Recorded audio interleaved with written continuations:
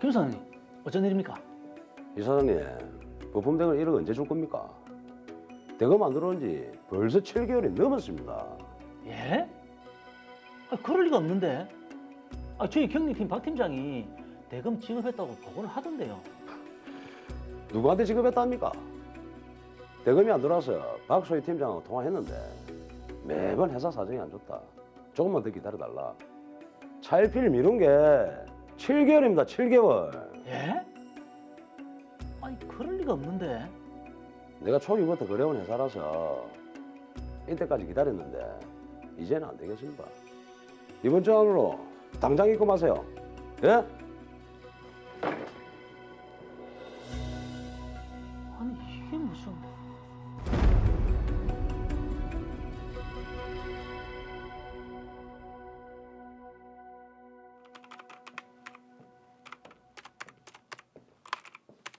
박 팀장, 내년 상반기에 중국 쪽에 물품 거래될 거 자금 집행 좀 해주세요. 알겠습니다.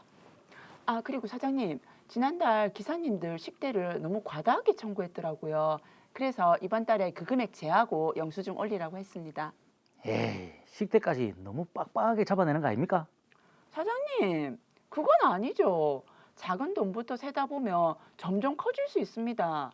미리 정확하게 잡아야죠. 역시 우리 박 팀장 믿음직합니다. 열심히 하겠습니다. 그래요.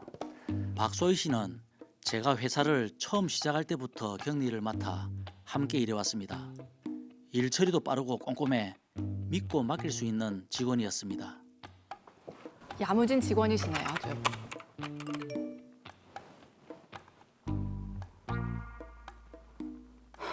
미치겠네. 카드값도 벌써 3개월째 밀리고 이러다가 카드 정지당하겠는데. 샷땡 한정판 이번에는 꼭 사야 되는데.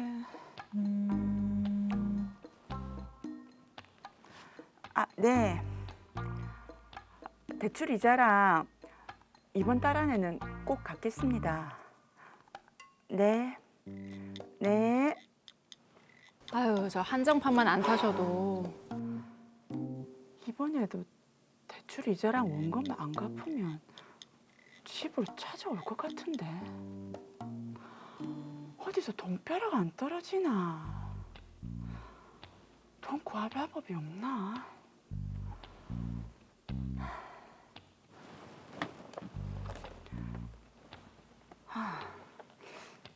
세금을 좀 부풀려 볼까. 어차피 사장님은 따로 확인 안 하니까 보고 서류에는 부풀린 금액 적고. 그래, 결제를 한번 받아보자. 이 길로 가시는 겁니까? 큰일입니다. 사장님, 세금이랑 지출 내역입니다. 예, 강사님. 이번 주 라운드 좋지. 언제? 이번 주 주말에? 그래. 괜찮지 그래. 가슴 조마조마해서 혼났네. 사장님은 눈치 못 챘겠지? 이번에는 어떤 걸 부풀려 올려볼까? 운송기사님들 월급을 부풀려서 올려보고 하고, 그럼 차액 2천만 원은 내 계좌로. 횟수가 점점 잦아지네요. 와, 큰일인데요, 이거. 진짜 색깔 고급지다. 온 김에 패디하고 1년 이용권 끊어놓고 가야겠다. 자기야.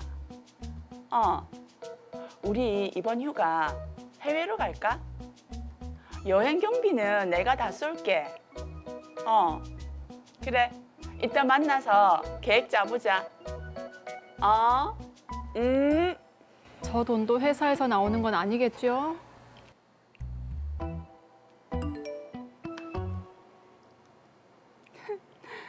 요즘 살만 난다니까. 역시 사람은 머리를 굴려야 해. 이번에도 세금을 좀 부풀려 올려볼까?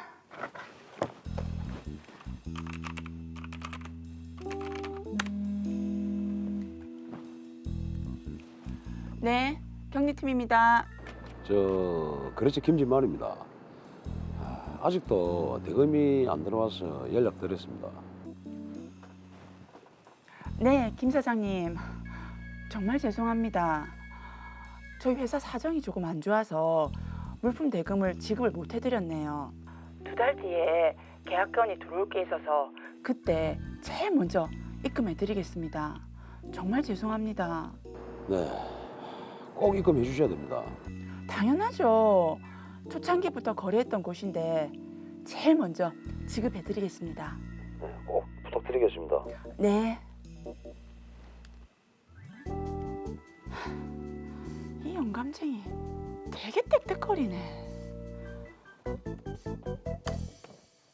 김 사장님, 어쩐 일입니까? 이 사장님, 부품 대금 1억 언제 줄 겁니까? 대금 안 들어온 지 벌써 7개월이 넘었습니다. 예? 그럴 리가 없는데. 저희 경리팀 박 팀장이 대금 지급했다고 보고를 하던데요. 누구한테 지급했답니까? 대금이 안 들어와서 박소희 팀장하고 통화했는데 매번 회사 사정이 안 좋다. 조금만 더 기다려달라. 차일피일 미룬 게 7개월입니다. 7개월. 예? 그럴 리가 없는데. 내가 초기부터 그래온 회사라서 이때까지 기다렸는데 이제는 안 되겠습니다. 이번 주 안으로 당장 입금하세요. 예? 이게 무슨...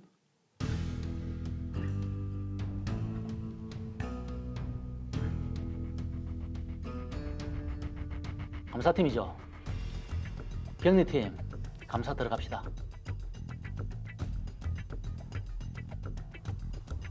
감사 결과 박소희 팀장이 약 8년에 걸쳐 회사 돈을 횡령했습니다.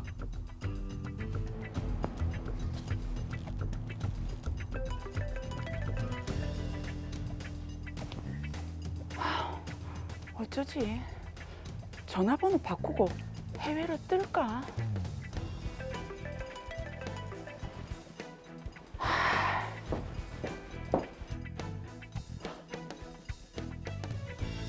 500회에 걸쳐 60억이나 빼돌렸네. 내가 박 팀장을 얼마나 믿었는데.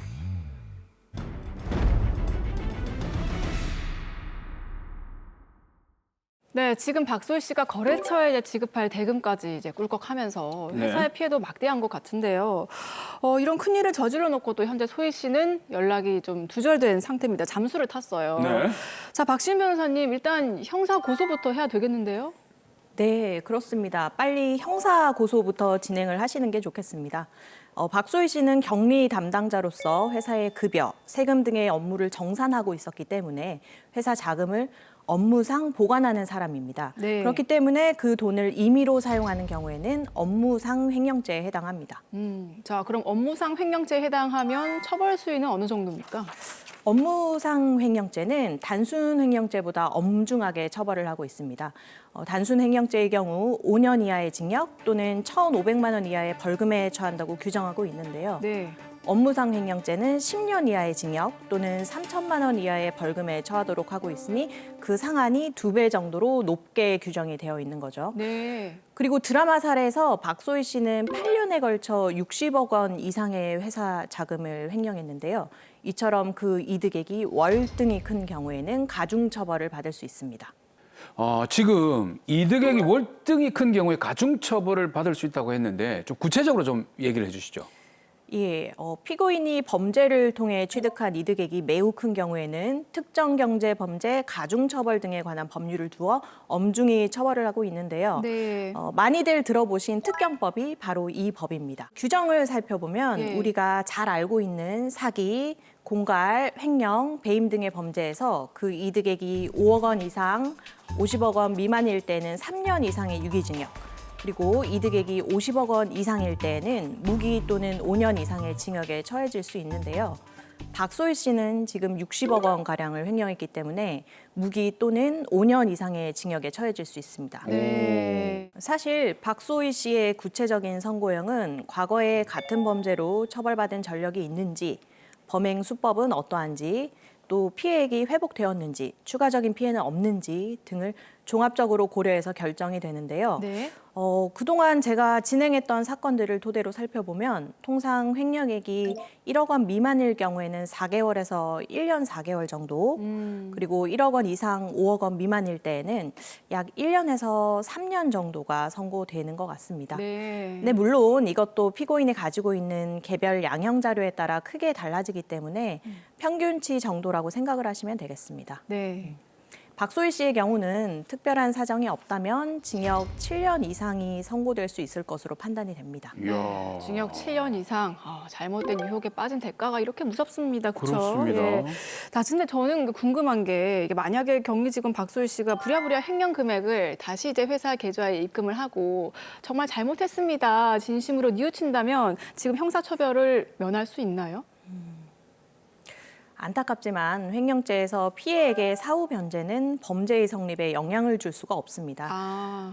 예를 들어 네. 격리 직원이 60억 원을 횡령하고 다시 50억을 반환을 해도 10억이 아니라 60억 전체에 대한 횡령죄가 성립하는 건데요. 업무상 횡령죄는 횡령 행위가 있은 즉시 범죄가 성립하기 때문에 사후에 이것을 반환하거나 변상을 하더라도 이미 성립한 범죄에는 영향이 없습니다. 네. 따라서 박소희 씨가 자기 계좌로 이체를 하거나 회사 계좌에서 출금을 해서 쓰는 즉시 그 업무상 횡령죄는 기수가 되는 거고요.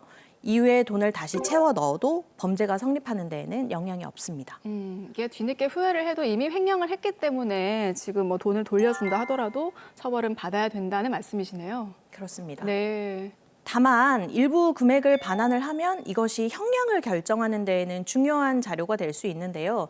우리가 이를 양형 자료라고 합니다. 네. 특히 횡령과 같은 재산 범죄의 경우에는 그 피해가 실제로 회복되었는지를 아주 중요한 양형 자료로 삼고 있기 때문에 박소희 씨가 회사에 횡령 금액을 다시 반환했는지 여부는 최종적으로 선고될 형량을 결정하는 데에는 매우 중요한 자료가 됩니다. 그리고 실제로 피해 대부분을 회복시켰다. 그렇다면 감형이 될 수도 있습니다. 잘못을 뉘우치고 반성을 해서 돈을 돌려주는 경우도 있지만 그렇지 못한 경우도 많거든요. 맞아요. 돌려주면 처음부터 뭐 이런 짓 저지르지도 않았죠. 그렇죠. 예. 네. 자, 그런데 만약에 횡령한 직원을 지금 형사 고소해서 처벌을 받게 하는 것도 중요한데 회사 차원에서는 어쨌든 이 피해액을 회수하는 게 가장 시급하지 않겠습니까? 네, 사실 형사사건이라는 것이 피고인의 법 위반 행위에 대해 형사 처벌을 하는 것이기 때문에 피해자가 금전적으로 피해를 회복받는 것과는 별개의 문제인데요. 네. 우리 드라마 사례의 경우 회사가 돈을 받아내기 위해서는 민사소송을 제기해야 합니다. 회사는 박소희 씨에게 불법행위 손해배상 청구 소송을 제기하면 되는데요. 이때 꼭 주의하셔야 될 점이 있습니다. 궁금합니다. 어떤 점을 주의해야 될까요? 이런 손해배상 소송은 언제든 제기할 수 있는 게 아니라 손해를 안 날로부터 3년 또는 불법 행위 시로부터 10년 내에 행사를 하셔야 합니다. 그렇기 때문에 직원의 횡령 행위를 알게 되면 지체 없이 소송을 해서 그 피해액을 회복받을 수 있도록 준비하시는 게 좋겠습니다. 네. 자, 손해를 안 날로부터 3년, 그리고 불법 행위를 한 때로부터 10년 이내에 소송을 제기하셔야 된다는 점 기억해 두시면 좋을 것 같고요. 지금 우리 이성호 사장님도 빨리 형사 고소를 진행하시고 또 손해배상 소송 함께 제기하셔서 피해를 좀 회복을 하셔야 될 것 같은데 네. 실제로도 이런 횡령 사건들이 종종 발생하는 것 같아요. 그렇습니다. 지금 뭐 8년에 걸쳐서 60억인데 네. 횡령액이 어마어마합니다. 그러니까요. 그래서 제가 한번 조사를 한번 해봤습니다. 역대 횡령 사건 베스트 3. 그런 것도 있습니까? 네, 빠밤. 자, 일단 3위부터 말씀을 드릴게요. 3위는 예. A은행의 직원이 600억 원의 금액을 횡령한 사건입니다. 그분 기억이 납니다. 기사 보니까 항소심에서 더 늘어가지고 네. 15년 선고 받으셨다고 하더라고요. 그거는 저는 잘 모르겠습니다. 자, 그리고 2위입니다. 예. 금액이 더 커지는데요. 임플란트 회사의 직원이 무려 2,200억 원의 금액을 횡령한 사건입니다. 와, 이거는 어떻게 하면은 2,200억 원을 횡령을 하죠? 와, 턱이 안 다물어집니다, 지금. 그러니까 너무 좋아하시는 것 같은데 아니. 굉장히 조심하셔야 됩니다. 네, 궁금합니다. 자, 1위는 얼마입니까? 1위는 B은행의 직원이 무려 3,000억 원의 금액을 횡령한 사건입니다. 3,000억 원. 네. 기침이 납니다. 아니 이게 처음에는 500억 원이라고 알고 있었는데 조사를 해보니까 네네. 이게 3차원억 원에 육박하는 횡령액이었다라는 기사를 본 적이 있는 것 같아요. 정말 어마어마한 이런 금액을 빼돌렸다는 게 이거 지금 믿어지지가 않는데요. 사실입니까? 네, 저도 당시에 기사를 보고 정말 놀랐던 기억이 있는데요. 이게 실제로 발생을 한 사건들이고요. 네. 최근 언론을 살펴보면 공공기관, 사기업, 공기업, 금융기관을 불문하고 직원이 오랜 기간에 걸쳐 거액을 횡령하는 업무상 횡령 사건들이 꽤 보도가 되고 있습니다. 네. 이런 사건들을 보면 그 피해액이 수천억을 넘는 천문학적인 금액일 뿐만 아니라 또 십수년에 걸쳐 매우 장기간 지속되었다는 특징을 보이기도 합니다. 사실 이런 사건들은 범죄 행위를 한 어떤 특정 직원을 문제 삼을 수도 있겠지만 조금 더 구조적으로 접근을 해본다면 회사 자금에 대한 인출 권한을 한 직원이 독점하고 있는 문제, 또 회사의 재무 공시나 회계 감사가 제대로 이루어지지 않는 문제, 그러다 보니 결국 관리 감독할 제3의 눈이 존재하지 않는 시스템의 문제로도 볼 수 있을 것 같습니다. 네. 아니 근데 이게 1년도 아니고 뭐 길게는 10년 동안 이렇게 횡령을 해왔는데 그렇죠. 이거를 어떻게 좀 체크를 못하고 있었는지 사실 좀 의문이 드는 부분이기도 해요. 그렇습니다. 자, 그러면 이게 횡령 수법이라든지 뭐 유형 같은 게 있을까요? 미리 알면은 더 조심할 수 있을 것 같은데요? 예, 가장 흔히 볼 수 있는 유형이 거래처 대금을 송금하지 않거나 또 일부만 송금을 하고 나머지 금액을 횡령하는 경우입니다. 네. 또 직원들 급여나 회사에서 지출하는 비용들을 부풀려 기재해서 결제를 받고 그 차액을 자기 계좌로 입금하는 방식으로 횡령을 하기도 합니다. 이와 유사하게 회사에서 국가나 지자체에 납부할 세금을 부풀려서 보고하고 돈을 인출한 다음 나머지 금액을 가져가서 개인적으로 사용하는 경우도 있습니다. 이야, 정말 지능적인 유형들이 많이 있네요. 예. 근데 이런 유형을 아는 게 중요한 게 아니잖아요.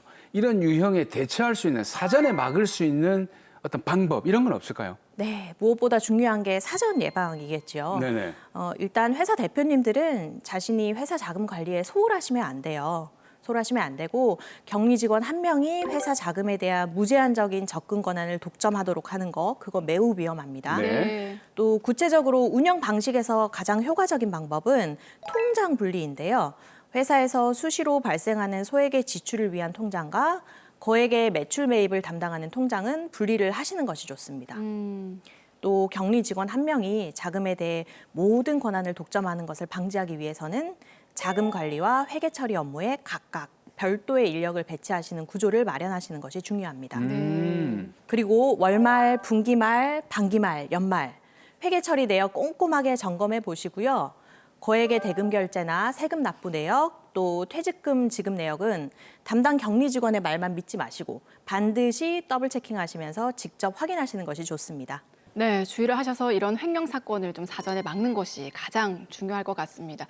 자, 마무리 해보겠습니다. 자, 지금 박소희 씨 때문에 금전적 또 그리고 마음적, 심적 충격이 크신 우리 사장님이시죠. 이성호 씨에게 한 말씀 해주시죠. 네, 회사 성장만을 위해서 열심히 일하셨던 이성호 사장님. 회사를 이렇게 키워놓고 보니 세금은 연체되어 있고 또 거래처 물품 대금은 미납되어 있고 충격이 정말 크셨을 겁니다. 사실 대표로서 처리할 중요 업무가 많다 보니 사무실 안에서 자금을 이체하는 업무에는 신경을 못 쓰셨던 것 같은데요. 이렇게 방심하고 있으면 한순간 위기가 찾아올 수 있습니다. 반드시 회사에서 나가고 들어오는 돈들에 대한 사전 점검 그리고 사후 점검 하셔야 합니다. 안타깝지만 이렇게 이미 횡령 사고가 발생한 경우에는 그 사실을 알게 된 즉시 감사를 통해 피해 규모를 확인하시고 또 박소희 씨를 업무상 횡령죄로 고소하셔야겠습니다. 그리고 또 하나 중요한 것이 있는데요. 회사가 피해액을 회복하기 위해서는 박소희 씨를 상대로 민사상 손해배상 청구 소송 제기하셔야 합니다. 그리고 차후에 이런 횡령 사고 재발을 방지하기 위해서는 통장 분리, 회계 인력 재배치, 감사 강화 등 즉시 실천하셔야 된다는 것 명심하시기 바랍니다.